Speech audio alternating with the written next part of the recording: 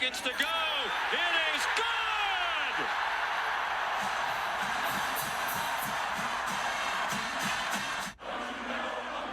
Good snap, good hold, perfect kick. And his 65th career-made field goal, #1 now all-time in Michigan. The record setter, his biggest. What's up? It's your boy Big Reg, coming to you once again from the shadow of the big house from Ann Arbor, Michigan. Holy smokes, folks, what a game! The Michigan Wolverines live to fight another day, surviving their game versus the Illinois Fighting Illini, 19-17. Joining me to recap this thriller, first, as always, producer Jay Bizzle. It's Michigan versus everybody. I mean, I had to even get a McRib before they went out of business because I'm stress eating right now. Stress eating. We'll have to talk about it soon enough. Holy smokes, this coming from the guy that didn't even watch the first half because he had to go work a bikini car wash as part of his quote-unquote community service. Holy smokes, what were you wearing? Were you wearing a thong? Were you wearing a sling? What kind of bikini did you put on to wash them cars today? This is all rumors, all illegitimate rumors. I tell you, they do it different in the desert, folks. Next, joining us, this guy is finally here on time, and good to see he's not taking a dump while he's talking to us. The one, the only, nameless guest. Happy to say we can celebrate a win. We celebrate all victories. Man, don't we? So go blue. This coming from the guy that even before we started filming, he said, technically this is a win, but it's not a win. I don't even know what that means. We'll get into it in just a second. But first, we have to introduce our final panelist. This guy just wasted, I think, close to $500 watching the Michigan Wolverines play basketball or attempt to play basketball at the Barclays Arena against ASU. Holy smokes. How much money did you blow, JC, from Sunnyside? Oh, Big Reg. Had to add that sore spot to start off. Gosh. Never mind the popcorn and the cotton candy and the medium soda and the water. Oh my gosh. Anyway, hey, 11-0, right? Doesn't matter how today play. 11-0. 10 years ago, we'd be in jubilation with 11-0, but we're no longer there. We have some problems, right? I'm thankful. Hey, 11-0. I don't forget what happened 10 years ago, but we have some serious problems on offense. Defense also. And the same old problems. The same problems I mentioned last week that you all scoffed at. The same problems. Oh my goodness gracious. Well, let's just where to begin. First of all, the end of this game reminded me a little bit of that game from 12 years ago when the Michigan Wolverines beat these same Fighting Illini 67-65 behind the Herculean efforts of Denard Robinson. And on that day, we felt elation, jubilation, because that was the first time in I think it was like 6 years that the Michigan Wolverines became bowl eligible. So I raised my glass to Denard Robinson, Vincent Smith, and the rest of that crew. That was a crazy game, and I don't think I've ever screamed harder for a mediocre team to win.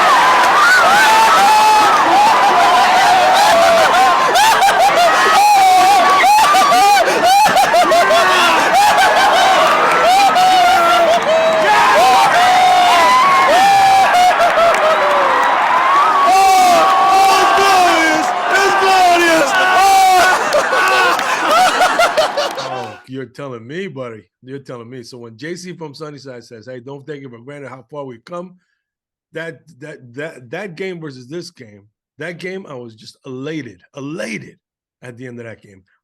This game, I was just relieved that we survived and we're going on and we're still alive for our ultimate goal, a national championship. Now, going back to Nameless Guest point, that technically this is a win, but not a win. I don't even know what you mean. Explain yourself. I mean, I didn't mean it's not a win. It's just what every other Wolverine felt, that it was a grinder, and we pretty much deserved to lose. We lost the second half for the first time, and I'll take the lucky win. Okay. Oh my gosh. I'll take it. How was it lucky? That wasn't lucky. We grinded it out. We were fighting the whole way, despite all the drop passes. Gosh, that was the only thing that really grinded my gears today. I thought the defense played well, all things considered. You know what I mean? Like, what's his face? The running back for Illinois. What was the young man's name? Chase Brown? Yeah, in the second half, I thought they did a pretty good job of containing him after he had that, or after the one touchdown he had in the third quarter. You don't think so? I think in general, like, it would be one thing if we grinded it out looking like we were doing something positive, but it just felt like regressive steps. Granted, key people are out. Yeah. A team with this amount of talent at this stage in the game really cannot just use that as an excuse for it. People had to step up, and it only looked like certain people were stepping up. I mean, drop passes, you can't do that. No matter who you are, when you go into the game, you need to be able to concentrate to get those things. I mean, it's just Moody Blues, Jake Moody, savior of the game, savior of our season, savior of the college football playoffs. I mean, 30-mile-per-hour winds, and this guy's still kicking field goals like straight through, no issue, straight through, issue. Love Money Moody. And I heard that, I think Harbaugh was remarking how it was a remarkable scene. The whole friggin' 143 chanting Moody, Moody, Moody in that locker room. Man, I hope there's a clip. Put it out there. I just get chills thinking about that. Happy for Moody. There is a clip of him entering the locker room, and there's an eruption. And yes, he's like just.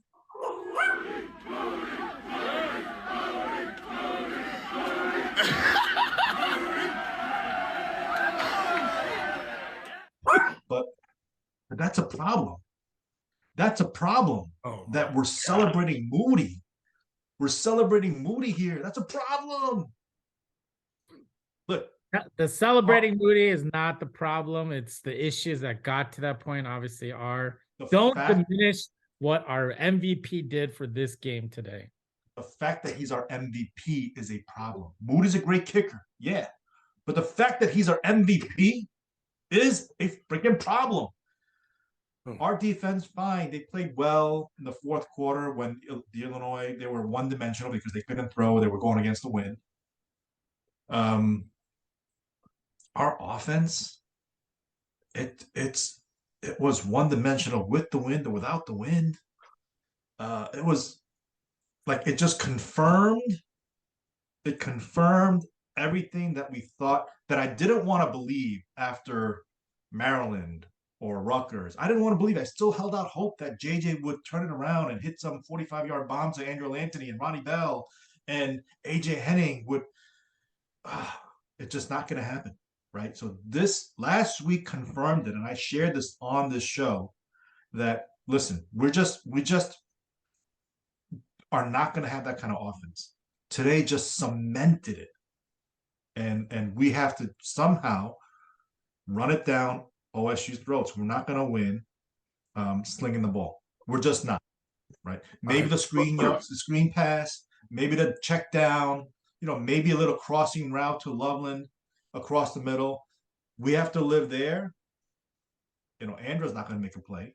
He was probably so shocked that the ball hit his hands like 50 yards down the field. He was like, oh my God, the ball is here. Didn't know what to do.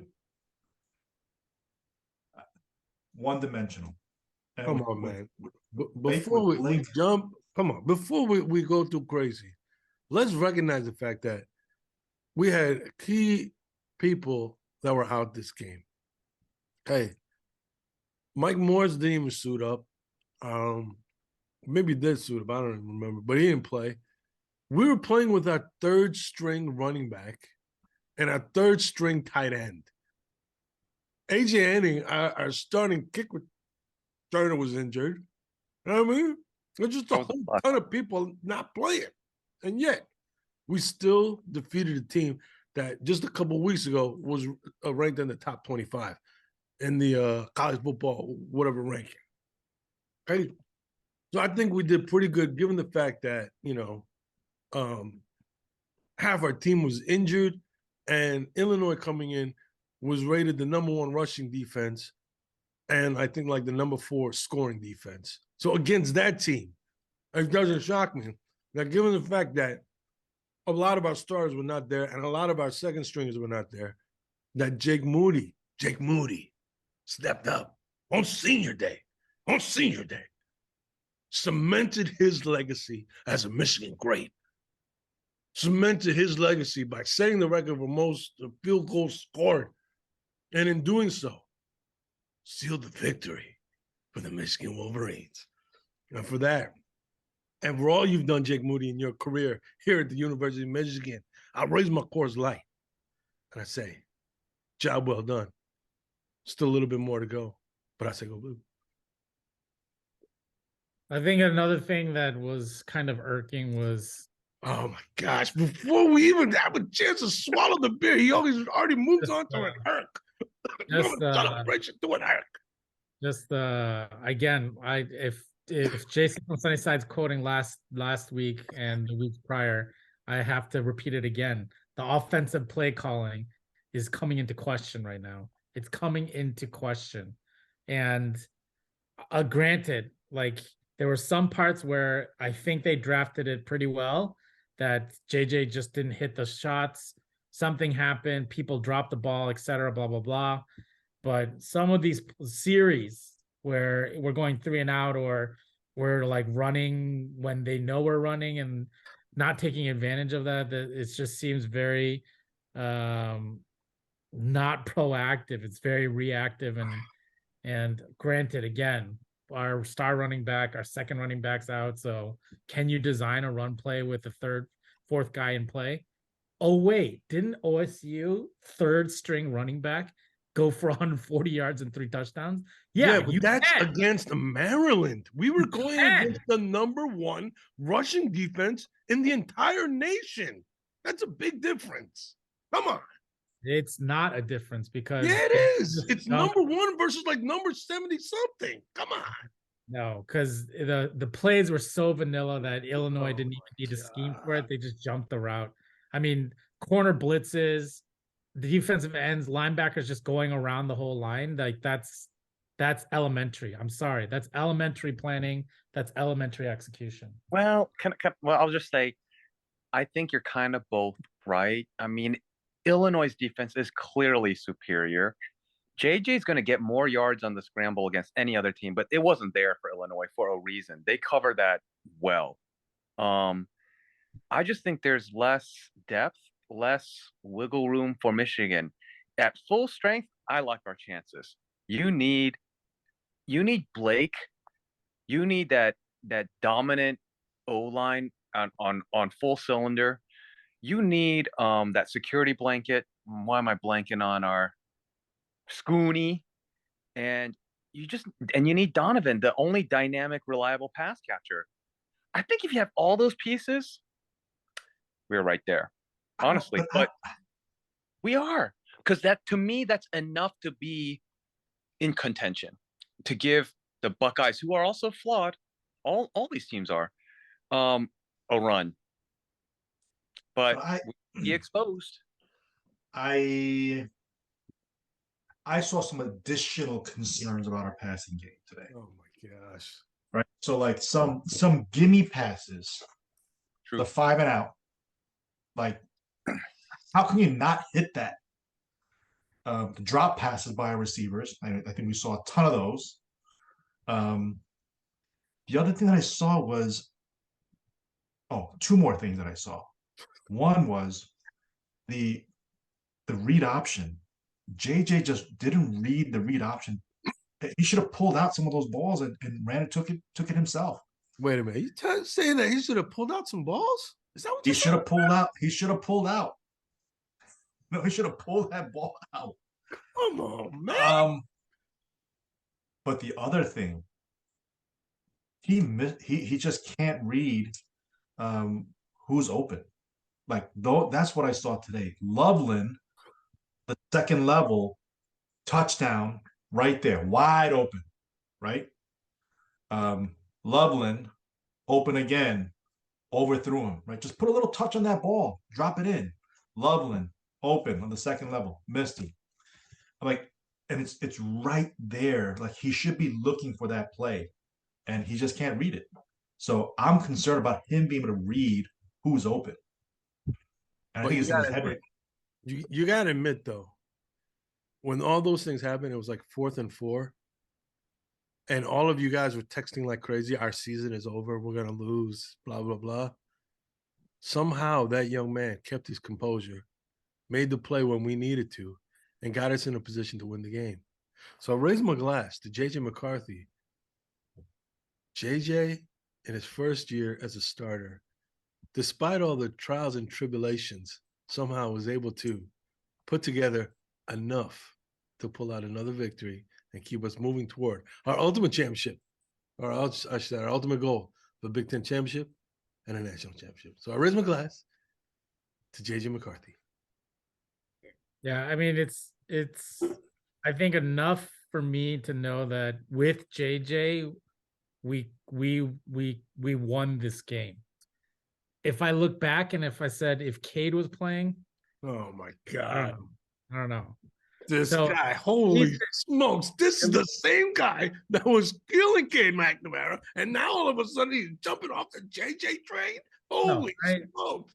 Before you try to sensationalize this, what I'm saying is that you are flip-flopping like a flounder that I just pulled up from the Brooklyn Bay. Okay, you're just flipping around like a porgy on the hook. Okay, holy smokes!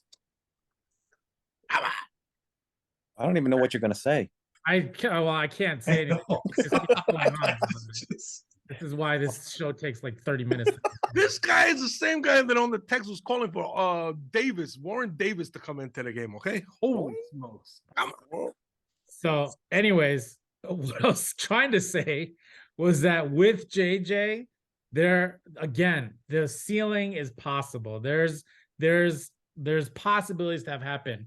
At the same time, I'm realizing now as the season's going along that he's still like learning. He's still technically a first-year starter. And yeah, I know it's game 11 and you're like, well, you know, what the heck? He should have learned everything by now.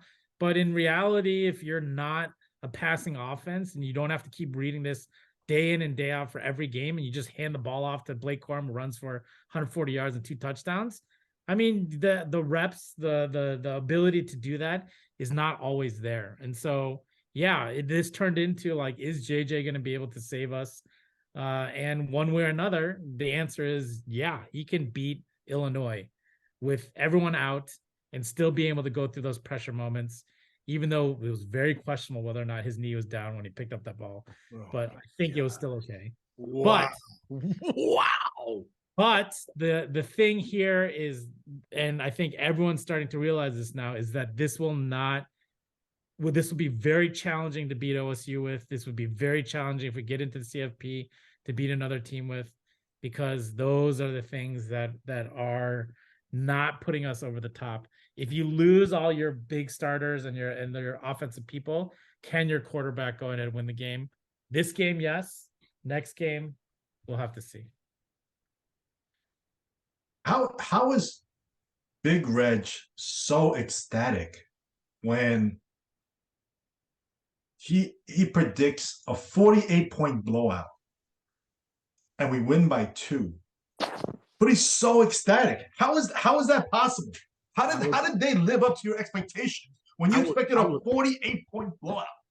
I will tell you how. I will tell you how. Cause at the end of the first half, we were on our way to doing what we do every single game, which is we were on our way to scoring another touchdown.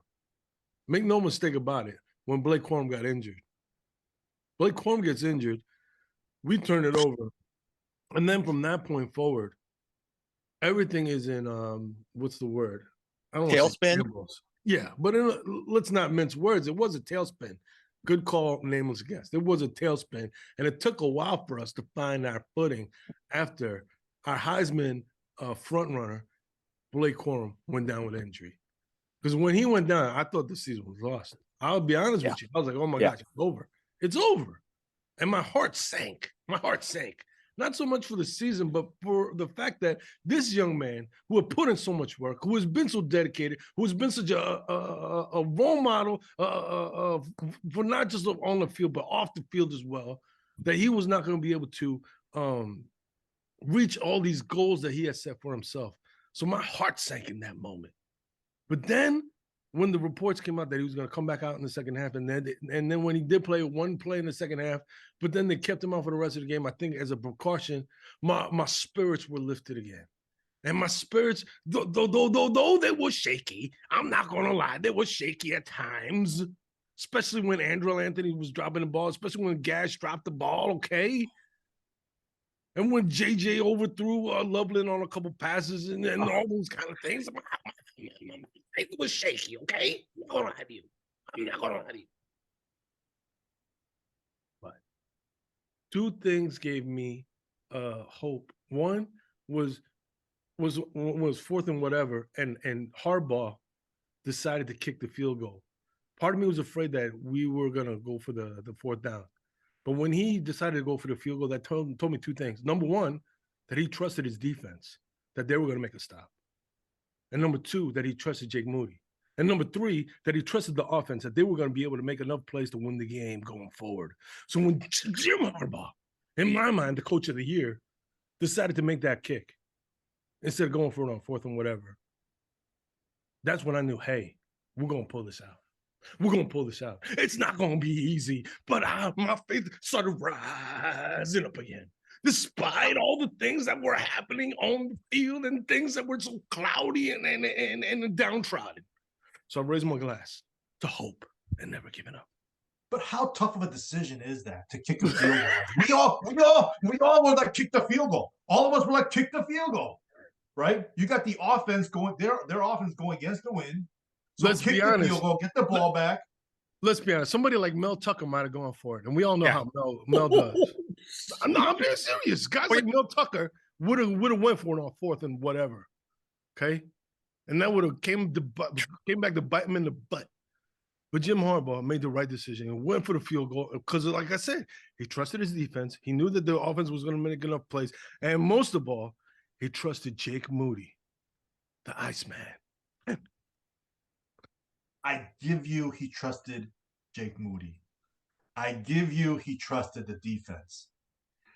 I don't know if he really trusted the offense to make enough plays. He was, I think, probably hopeful. That's why he didn't go for it on 4th and 4, right? Because he didn't trust the offense to make that, right? Make the 4. I think we got a problem in our offense. The other thing I saw on the defense, I don't know why. Like, this is the first time where I question our defensive coordinator a little bit. Like, why are you playing so far off these receivers? You're like 15 yards back. Give them a cushion on 3rd and 7, like an automatic 1st down. What are you doing? Just, I don't know. Like, our coaching staff, they need to regroup this week. I don't know if they were looking ahead. But to give these receivers a 15-yard cushion with that arm against the wind, like, I don't know what he was thinking, but fortunately, it just bit us a couple of times. But I don't know our defensive coordinators were doing. And I gotta say, our tackling was a little bit suspect. It was like you got them wrapped up, they would get 3 or 4 or 5 more yards. I think we just got a lot of things to clean up this week, and I think those things can get cleaned up. I don't think our passing game can get cleaned up before the OSU game. It'll be tough because if we get Schoonmaker back, if we get Donovan Edwards back, the chemistry, the gelling, right? It's been off. It hasn't been there for the last 3 games. Ugh. But I don't know. Same thing we thought about last year. We were like, do we have a chance? Maybe there's a chance. And then they pull it out. So nothing is impossible. Nothing is impossible.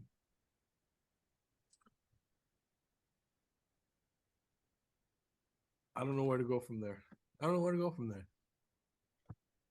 It didn't really sound very uplifting by producer JB. Anything possible. Didn't sound like a Kevin Garnett. Anything's possible. Yeah, I don't think they're going to be calling producer JB to give the pregame speech. No. Down at the Horseshoe. That's not my shtick. Wow, come on. It's a matter of perspective a little bit. I mean, it just depends on choose your own adventure. How do you want to feel? You can be appreciative, grateful, ecstatic even about how we've come to this point. And do we all want it all? Another glorious Saturday where we just freaking are delirious and can't even, or besides ourselves. I mean, we all were that way almost exactly a year from now. So I would love nothing more for 2 years in a row. And I do think it's possible. I do. It does all have to come together. We have our formula, but it's there. If everyone is healthy, if it all comes together, the dominating formula that we have where Buckeyes are vulnerable, even at home, we can punch them, smash them.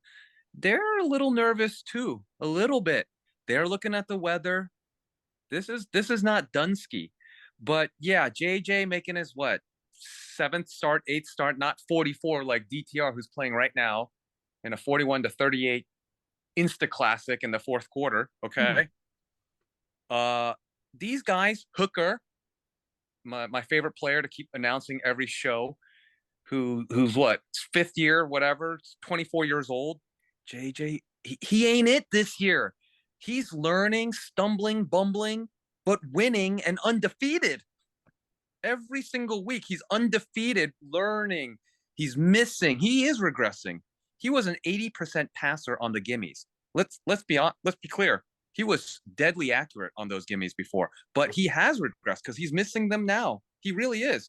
So we need him to make those. And while he's missing, these receivers got to step up because he was pinpoint lasers earlier on in the season. So now receivers, freaking catch the ball when it hits all 10 digits on extra sticky glove gloves designed to not catch a ball.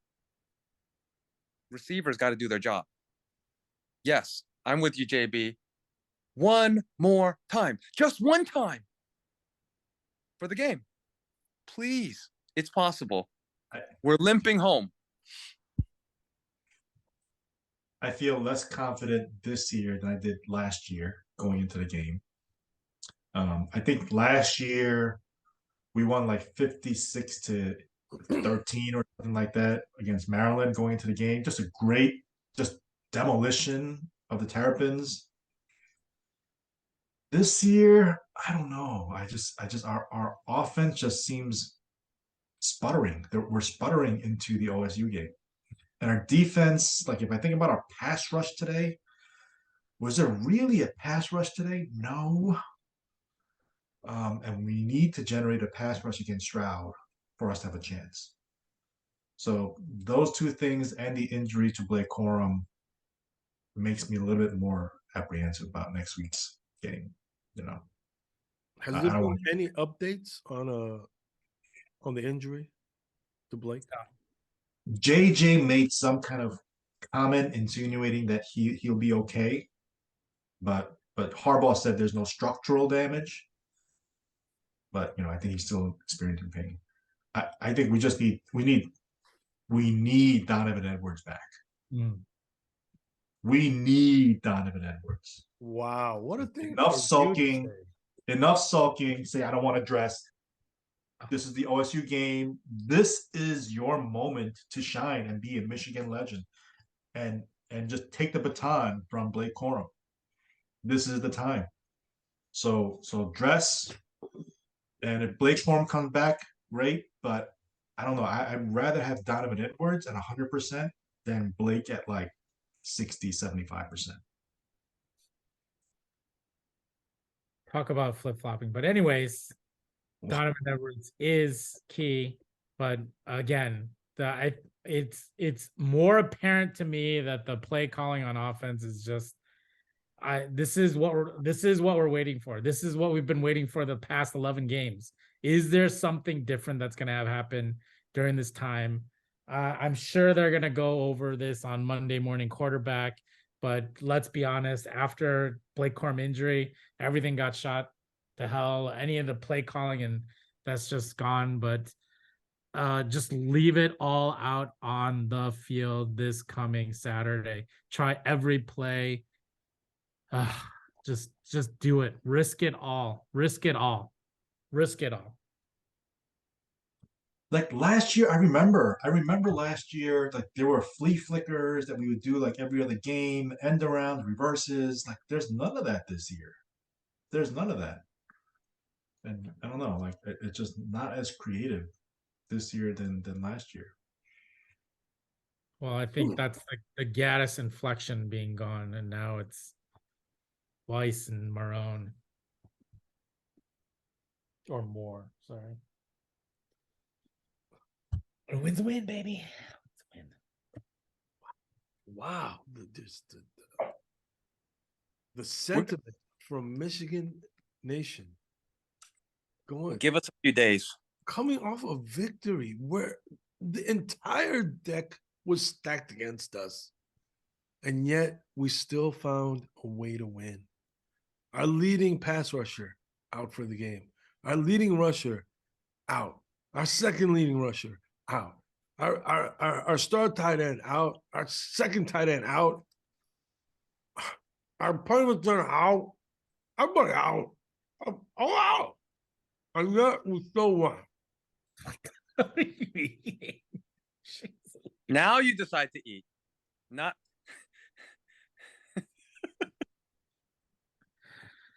You know what this is? This is banana. Okay? Banana. Okay? And what you guys are saying right now is bananas. All right? It's bananas. Come on. We're still in it to win it.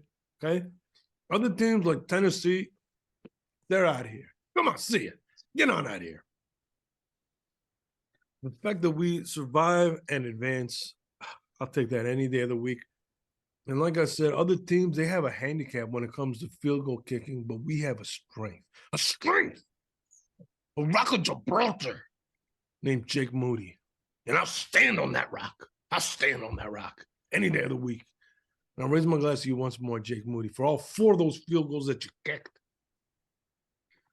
We got a couple comments from the last video. Eric Rowe writes, I'll be the first person to sign the petition for Big Reg to replace RG3 on ESPN. But that was some throwing stones in a glass house there. Someone should make a highlight reel of all the times Big Reg spiced up this show with juvenile innuendos. What'd I say? I didn't say anything. Next one is from Andy. Welcome to the show for the first time, JC from Sunnyside's nose and mouth. Oh, that sounds a little innuendo. Holy smokes. Yikes. My goodness. Watching me closely, Andy. Yeah. Speaking on the commentary, though, it was like from one spectrum to the other. You know what I mean? Last week it was RG3 and Mark Jones, and this week it was like the most vanilla commentary I've ever heard in my entire life. Todd Blackledge and Sean McDonough. So boring. So boring. So boring that Nameless Guest started yawning as soon as I mentioned their names. Holy smokes. This just proves to you RG3 should be the commentator for our games. No, never Yes. again. Good stuff. Anywho. Uh, What a game it was. What a game it was. Holy smokes. My body was so tense the entire 4 quarters. I should say the entire 4 quarters. First drive, I was feeling easy. I thought we were well on our way. We took it down 70-something yards for an easy touchdown by Blake Corum. But then after that, holy smokes. I was like tense the entire game. And it was like a 3-hour, just like, oh, I felt like I was doing what is that exercise? Pilates? I never exercise. I don't know. But it was like I was doing a 3-hour Pilates session. Holy smokes. you know what? The funny thing is, I wasn't tense during the game. I knew that we were going to win and pull it out. What? I knew we were going to pull it out. Get out of here. Based on the text that you said, you did not think we were going to pull it out. Come on, get out of here. I said close game. We were going to win by 4, right? I knew when the 4th quarter they were going against the wind. We were going to score enough. We were going to stop them. But I think it also speaks to the expectation I have of this team. You know, it's a good team, a very good team. We're 11-0, but you know, hopefully Harbaugh is watching this USC UCLA game because we're gonna be playing this UCLA team in the Rose Bowl, and so hopefully he's studying this game and the UCLA matchup because they're gonna be a handful for our defense in the Rose Bowl. What a underhanded compliment. Holy smokes. Wow. We're gonna be playing UC. Holy cow. This guy. Wow. No. This Michigan team is 11-0 now, folks. 11-0. Right? And we're still on track to win the Big Ten and on track for a place in the college football playoffs. So I'm flying high, baby. I'm flying high. I'm not going to let all the doubters and haters hold me down. I slice all that off. I slice it all off. And we're flying high. We're flying high. We're feeling good. Gentlemen, is there anything else we need to address before we wrap things up? Hey, everyone have a safe and happy Thanksgiving this week. We'll see you on Saturday. Holy smokes, that is for sure. Wish me luck because I'm going to be driving through the state of Ohio this coming weekend to try and get back home for some turkey. Man, oh man. Anywho, gentlemen, where's my glass to this team for fighting through all the adversity, to making it to 11-0, and to setting up the first undefeated matchup in the game, number 2, Ohio State versus number 3, Michigan, since 2006. Do you remember where we were when 2006? Do you guys remember? We were down in Florida. We were watching that game. Remember that? Okay. Huh? You guys don't remember that? We were on the golf trip. We were watching the 2006 game, Michigan versus Ohio State at that sports bar down in Florida. And then a nameless guest kept getting mad at some lady that kept standing up because she was watching the Florida game on another TV. And he kept yelling at her, sit down. Wow, It's got into a fight with that table. Do you remember that? No, I don't think I was invited to that trip, but oh well, whatever. You were there. Stop lying. Whatever. Big Rock was there. A lot of people were there. Sorry, wasn't invited to that one. But anyway, go get your big rib before tomorrow, y'all. Anyway, gentlemen, anything else before we wrap it up?